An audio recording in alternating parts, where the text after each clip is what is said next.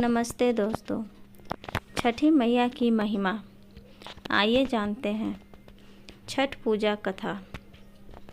कथा के अनुसार प्रियव्रत नाम का एक राजा था। उसकी पत्नी का नाम मालिनी था। दोनों की कोई संतान नहीं थी। इस बात से राजा और उसकी पत्नी बहुत दुखी रहते थे। उन्होंने एक संतान प्राप्ति की इच्छा से महर्षि कश्यप द्वारा पुत्रोष्टि यज्ञ करवाया। इस यज्ञ के फलस्वरूप रानी गर्भवती हो गई।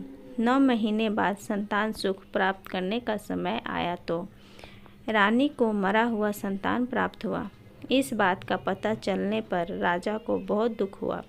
संतान शोक में वह आत्महत्या का मन बना लिया। लेकिन जैसे ही राजा ने आत्महत्या करने की कोशिश की, उसके सामने एक सुंदर देवी प्रकट हो गई। देवी ने कहा राजा को, मैं षष्ठी देवी हूँ। मैं लोगों को सौभाग्य प्रदान करती हूँ। इसके अलावा जो सच्चे भाव से मेरी पूजा करता है, मैं उसके सभी प्रकार के मनोकामना को पूरा कर देती हूँ।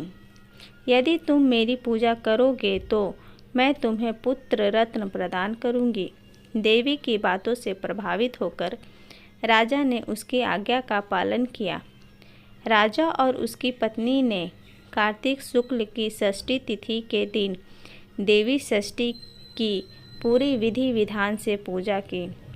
इस पूजा के फलस्वरूप उन्हें एक सुंदर पुत्र की प्राप्ति हुई। तभी से छठ का पावन पर्व मनाने जाने लगा।